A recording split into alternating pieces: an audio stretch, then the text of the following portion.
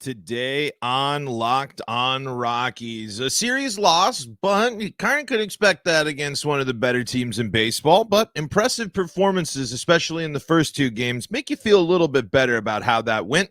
However, a season-defining road trip on the way next.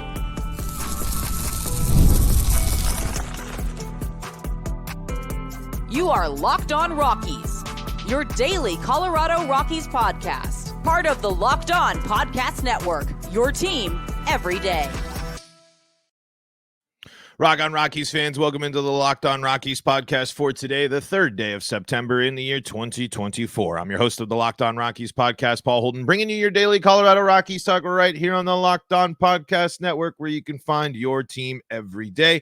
And if your team is the Colorado Rockies, guess what? You're in the right spot, because that's what we do around here each and every day, free and streaming on your favorite streaming services, bringing you your daily Colorado Rockies talk here on the Locked On Rockies YouTube channel as well. So go find the show there. Check it out, the video portions. Come be part of the show. Fire off your Rockies hot takes. Let me know what's on your mind with the Locked On Rockies YouTube comment section. Come hang out there. Let me know what's on your mind as we get ready for the final month of the season. How are we feeling, Rockies fans?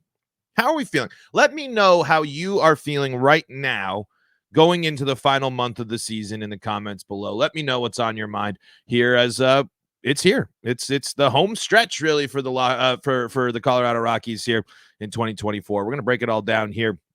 The Orioles series, as well as the road trip ahead, and kind of just go off that final month expectation type of stuff as we get into the pod for today. Before we dive into all the fun, today's episode is brought to you by FanDuel. Now through September 22nd, all FanDuel customers can bet $5 and get a 3-week free trial of NFL Sunday Ticket from YouTube and YouTube TV. Visit FanDuel.com to get started. Okay, so the Rockies do lose this series to the Orioles, right? And it's a bummer. Yes, absolutely. Especially, it again kind of just adds a little bit more sting to the fact that the Rockies lost that series. You feel a little bit better if you beat the Marlins in the series and you go with the same results there against Baltimore. But I'm not really going to be too upset. The Rockies went blow for blow up until the finale with the Orioles in game one, keeping it mostly close. It just, as it goes to show you, as we saw in game one and in game three, just like when the Rockies have to capitalize against opportunities against bad teams, when you are the team committing the errors, 2 errors in game one, 2 errors in game three, you're going to get punished by the good teams. And you have to be able to respond to that. In game three, it got a little more out of hand, considering the fact that the Rockies were being perfect gamed through it was like 5 or 6 innings, I think, until Jake Cave hit that little dribbler. And again, that's going to happen with the Orioles. Were hoping and pleading for that start, especially with their injury luck, and it didn't get any better there. What was that, on Saturday? Was it Saturday that scary injury happened there as well? My point is, that's when we're talking growing pains, when we're talking little things, those type of things are going to get in the way of the Rockies winning that type of series. But the Rockies still were able to go out there in game one and put up double-digit hits, and it was only a 2-run loss. And going into the 9th inning, it was a 1-run ball game. It was a 1-run ball game up until the 9th inning, shutouts galore, to going on there. And then, unfortunately, the Rockies in the back part of their bullpen issues late in games again. It's a problem, but it is a moment there where you are testing your young guys. We have seen moments where we've been critical of Bud Black going in there, but I like putting Angel in this situation. It's a close ball game. An inning and 2/3 already goes in there, to start an inning fresh and getting an opportunity to close out the ball game with the success we've seen. Unfortunately, lets up the earned run and a couple of hits there. Still gets the couple of strikeouts. Still does the job. Doesn't walk anyone. Hits the spots. That's just when a good team beats you, and that's okay. It's the errors and those type of things that are the problem that plague the Rockies there and can be a problem. But when I look at game one, and then when I look at how they follow it up in game two, it kind of continues a trend where it's like, all right, the Rockies do have moments where they look and feel confident and better against better teams.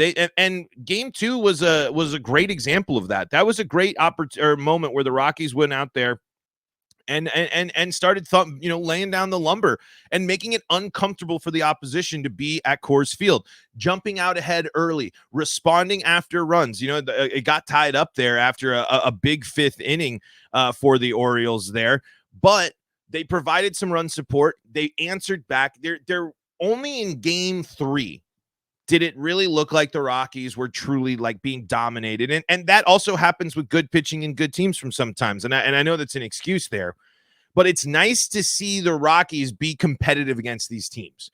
For a lot of the times in the beginning of the season and in multiple instances against other good teams, we've seen the Rockies look completely outmatched. We've seen the Rockies look completely out leveled, out confidence, out everything. So in these series, there's a small takeaway is the Rockies don't back down, especially at home against these teams. The Rockies went out there and 2 out of 3 kept it competitive. And then you got beat by the good team. Then the good team did its job, did what it needed to do, and did what it was supposed to do. And that's a kind of a moment where, yes, do I wish the Rockies performed better in the finale? Absolutely. But at the same time, that context is important to me. I look at this weekend for the Rockies as a success in the margins, but it goes to show you it takes to play winning great baseball down the stretch. You gotta keep it clean. And when you have your opportunities, you can't miss them. We talked about this in the Yankees series, right? But the Rockies committing 5 errors in this series, it ain't gonna help you. Jake Cave letting the ball go, scoop, underneath you isn't going to help you. You can't get in your own way. And the Rockies have a really bad habit of getting in their own way. The Rockies have a really bad habit of inconsistency. But I sit here and I look at some performances and I look at some lines and I look at some things and again, I'm just impressed. It's really encouraging to see, Brendan Rodgers is swinging a good bat. We saw multiple hits. We saw almost everybody get hits in the first game, except a couple of Rockies. We saw different Rockies have different impacts in different parts of the game there. Look at the Rockies, good patient at bats there in game 2, which helped lead things. 1, 2, 3, 4 walks for the Rockies in that one, including Drew Romo's big day. Nolan Jones continues to, start making some progress back, getting on base, getting some base knocks there, held hitless in the first game, but then comes back, gets a couple of base knocks. The bottom of the order continuing to contribute here for the Rockies. The bottom of the order in game 2 for the Rockies in that series score 4 out of the 7 runs. So there are little bits and pieces and things that soften the blow a little bit, right? The Rockies still lost 2 out of 3. The Rockies were still going through a perfect, we're still being perfect gamed, or however you want to properly, use that in the finale. They still messed up that series against Miami. There's still a lot of things that can frustrate you, but in terms of a losing series, in terms of a series against a good team, I'm not going to come away feeling like the Rockies were super disappointing in those games. They disappointed in 1 out of 3 games. And if you're going to do that against the team that's, leading one of the best divisions in baseball or fighting for the lead in one of the best divisions in baseball, you're going to be okay with that. And mixed in with the fact that it was a really, really cool weekend at Coors Field. All of the holiday stuff was really cool. It was really cool to see Matt Holliday in the booth. It was really cool to see how much that the Orioles allowed Jackson Holliday to be a part of all this stuff, and for the Rockies and for this to be a celebration. It was a really cool weekend at Coors. And there were just moments where you were sitting there and you're getting just the glimpses of what's possible. Brenton Doyle, man, continues to be incredible. Ezequiel Tovar continues to be incredible.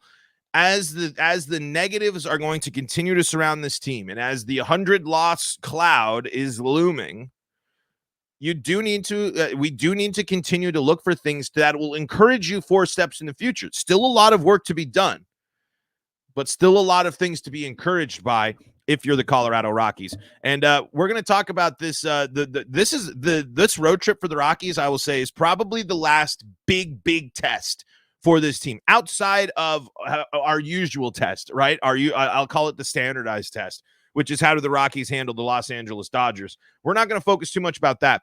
I think this upcoming road trip here for the Colorado Rockies is going to be something that's going to define 2025 for this team, or at least part of 2025. And I'll explain why coming up next on today's episode of Locked On Rockies.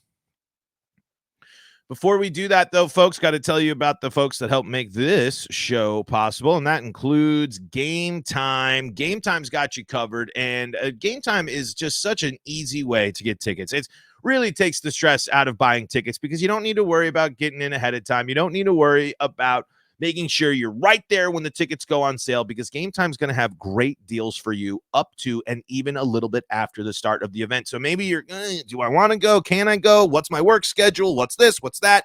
Gametime's got you covered. And Gametime now has a new feature called Gametime Picks that makes getting tickets for your favorite live events even easier. Gametime Picks filters out the fluff to show you only incredible deals on great seats, so you don't have to waste time searching through thousands of tickets.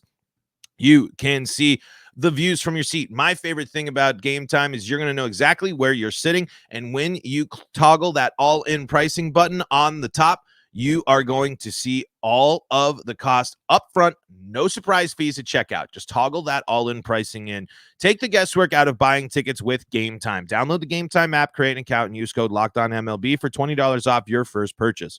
Terms apply. Again, create an account and redeem code LOCKEDONMLB for $20 off. Download Gametime today. What time is it? Gametime. This is the Locked On Rockies podcast. We are free and streaming on your favorite streaming services, bringing you your daily Colorado Rockies talk right here on the Locked On Podcast Network, where you can find your team every day. If your team is the Colorado Rockies, you're in the right spot. I got my setup is like a little not normal today in terms of stuff, because I've been going in and out of some other coverage stuff. So if I'm wobbling around here, I apologize. But again, find us on the Locked On Rockies YouTube channel. Find us on your favorite streaming services. And for your second listen of the day, go check out Locked On MLB. I mean, it is time, folks. It is going to be a really interesting month of baseball, and our pal Sully is going to be breaking down all things MLB for you on Locked On MLB. And if you want to stay up to date with all things Rockies on the go, take SiriusXM with you in the SiriusXM app so you can get all your Colorado Rockies play-by-play. I think this road trip here is going to set the stage for the future of Bud Black and the future for some guys here, as the Rockies are going to kind of figure out and commit to. But I think this road trip specifically and this stretch is going to be something that is going to define the future for the Rockies. And it's mostly, I think, for front office stuff, because here's the situation. If it all goes right, and this is from our buddy Jambron, friend of the pod, if the Rockies go 11-13 to avoid 100 losses, they need to go 11-13 to avoid 100 losses, and on 103 loss pace. So the road to 61, it's going to be close, folks. Because when you look at the schedule and when you look at what's next for the Rockies, this would be a situation in which you build if the Rockies have a strong final month to finish the season, I do think that might change the narrative in terms of contract extensions and stuff. However, I personally still think the nail should have been in the coffin for the coaching staff with the Miami series. But I do wonder what changes the Rockies' mind. If you survive this gauntlet, including this 9-game stretch that features two division leader, one that's fighting for a spot there in one of the better teams of the last decade, and a surprising team of late that's looking for every single opportunity to keep themselves in the fight, there's so much narrative stuff here to actually look into. And if the Rockies succeed, this is a moment in which you build confidence going into 2025. This is an opportunity for a Michael Toglia to really have a great month offensively, or for Beck, or to just go crazy in the month of September, to just start the train towards that 2025 that raises intrigue. Because I really do think that this year has spoiled a lot of the 2025 hype. I think a lot of people who thought that, and myself included, a lot of people who thought that if the Rockies were on the fast track to being back into the playoff contention here, 2025 would be the earliest. I think a lot of people were thinking. It doesn't really look that way. However, if you win 4 out of 9 games on this road trip and then come home and handle your business against two teams that are fighting for their lives there in Chicago and Arizona, and you have a winning homestand, I mean, those type of things. If you have a winning, so it's 9 games, they go 4 and they go 4-5 on that road trip if that's the case, and if they win at home and go 4-2, there's your what is that? You're 8-7, so you're above 500. I mean that if you can play above 500 ball against Atlanta, Milwaukee, Detroit, Chicago, and Arizona, with 9 of those games being on the road, with this version of the Rockies, that's pretty darn good. Is it game changing? Is it culture changing? Does it change everything? No, but you do sit there and you can continue to feel excited by some of the development we're seeing. You are seeing Drew Romo get more comfortable at the major league level. You are seeing Beck get more comfortable at the major league level. You are seeing, now Goodman's going to come up and get another opportunity. And there's a lot of guys that, what will they do with this opportunity in a prove it moment? What will Nolan Jones do with his final month of the season? What will Shunk do when he gets it when he gets the chances when he gets chances on the field? There are just so many things that you can look for here, and that's just the positional players. That doesn't even mention the fact that what does this young bullpen look like? What do these guys getting their call up goes? What does Peralta look like down the stretch? What does Chavihi look like down the stretch? What does Criswell look like down the stretch? There are so many storylines that you can still follow throughout the rest of the month. And if the Rockies end up having a strong winning month of September, I don't know how much of a catalyst that'll actually be for 2025, but we can at least start formulating and looking at opinions of some of these young guys and really start hoping that the Rockies are going to commit to that and start addressing the tough situations and the tough issues that they're going to have.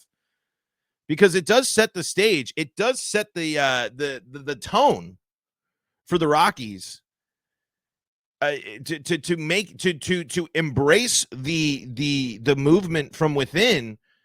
If they see strong performances from their guys, it's how much do we really? It's how much time is Jake Cave going to get? Is Chris Bryant going to come back? Those type of things are going to disrupt what should be a month of opportunity for young players.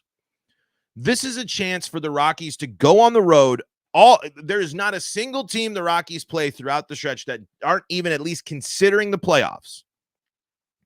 So if you are able to be the bad team that takes care of business against these teams and shake things up, the Rockies could help decide the NL West. It's not specifically on this road trip coming up, but down the line. And to shake up the NL West, it's going to take building momentum, and that starts with this on the road. So I think that this road trip here, not only is it an opportunity for a lot of young guys to show off what they can do with the biggest challenge that the Rockies face, playing good teams on the road. But if you're Bud Black, is this not your final audition? Is this not your final push, your final moment to say, hey, there's a reason why you should keep me. There's a reason these guys believe in me. I believe in these guys. I do think that this road trip is going to be the thing that will make or break the future of Bud Black. At least it's going to, if it's a teetering decision right now, if things are in the balance, if the Rockies go out and get smoked on the road and look lifeless, then the decision should be already be made.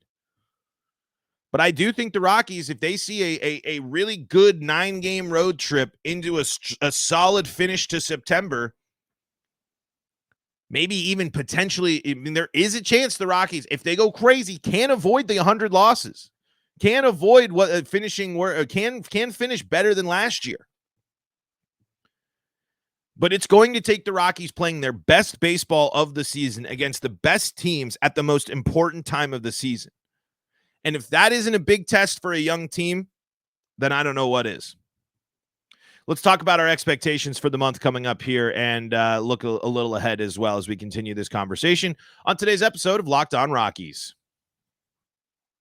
Before we do that, though, got to tell you about the folks that help make this show possible, and that includes America's #1 sportsbook, FanDuel. And it's here, folks. The NFL season is back, and you can get in on all the action. Future bets are going to be going on here, as you got props for all the games. You can get in. Maybe you're believing in Bo. Maybe you want to believe in Bo and taking on the Seattle Seahawks. Well, you can see all the action on FanDuel as well as all the other sports too. Certainly isn't just football. They got you covered because they are America's #1 sportsbook, and they got something a little different for you. Now through September 22nd, all FanDuel customers can bet $5 and get a 3-week free trial of NFL Sunday Ticket from YouTube and YouTube TV.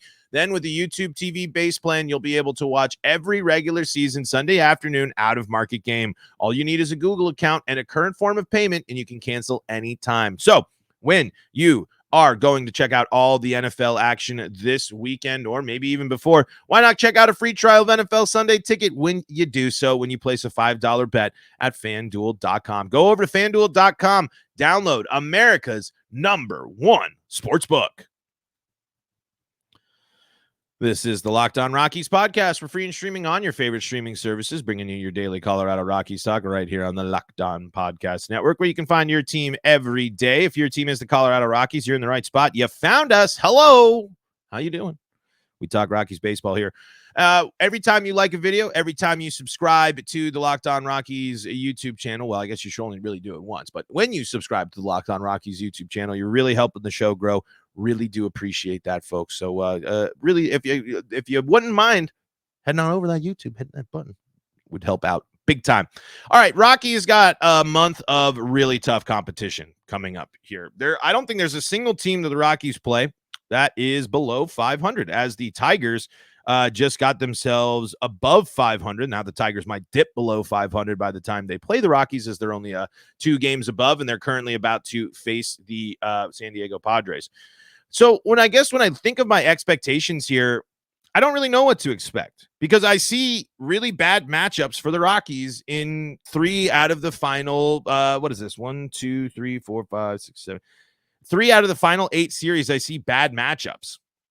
And I see 2 teams that are really going to be trying to do, I don't know, is St. Louis above 500? Just by a game, yes.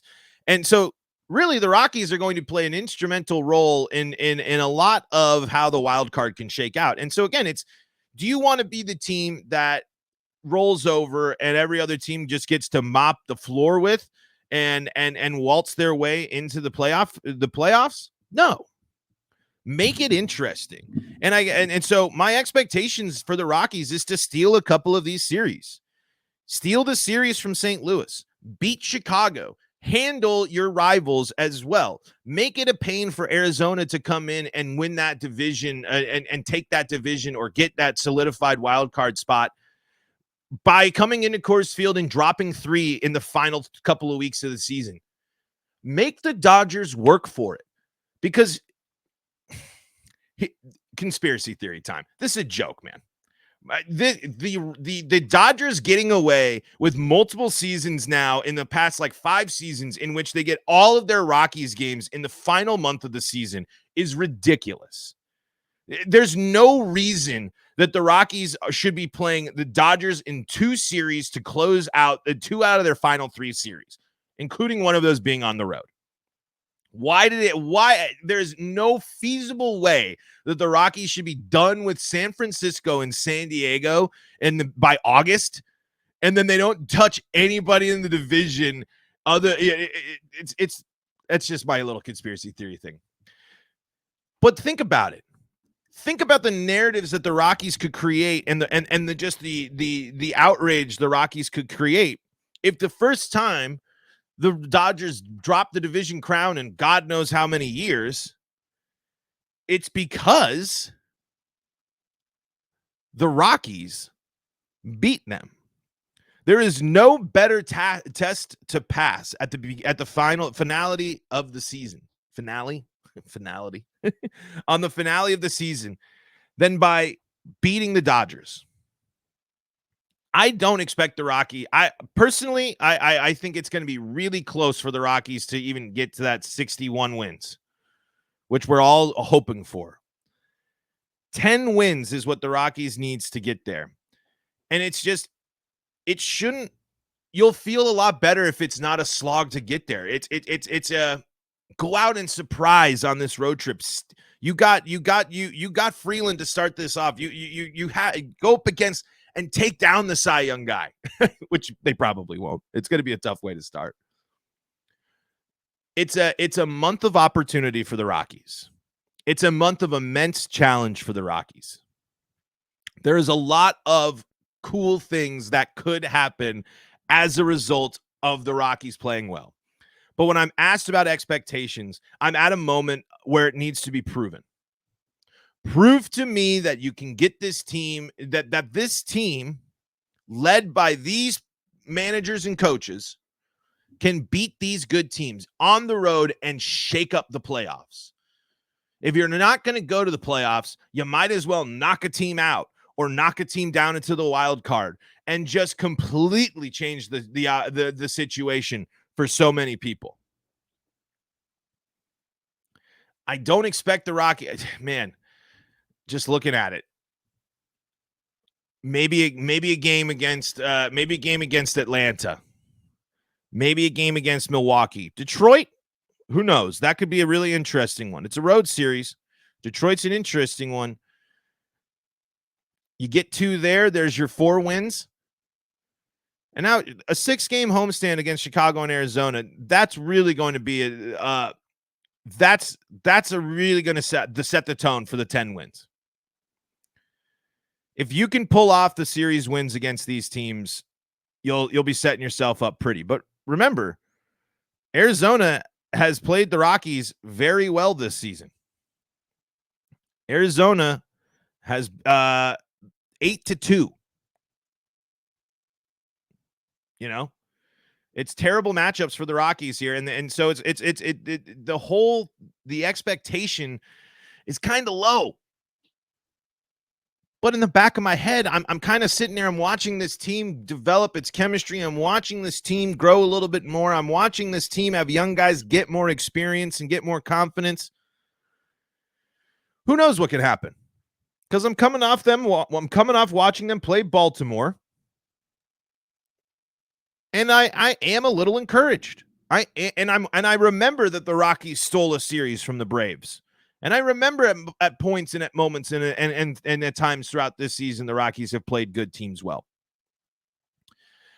Unfortunate, but at the same time, it has to be proven. It has to be shown. It has to be. This is a moment for a lot of growth. And this is a moment for the Rockies to shake up the rest of baseball, even without a shot at the championship. So we'll see how it all shakes out. Folks, that's going to do it for today's episode of Locked On Rockies. Thank you so much for joining us and making us your first listen of the day. For your second listen of the day, go check out Locked On MLB. Sully's got you covered for all things baseball. And if you need more Colorado sports coverage, Locked On Broncos, Locked On Avalanche, Locked On Nuggets, Locked On Buffs, Broncos. Did I get everybody? Buffs, Broncos, Avalanche, Nuggets, Colorado sports, all covered here on the Locked On Podcast Network. Check us out there. But folks, until next time, this is Paul Holden saying so long from the Locked On Rockies podcast.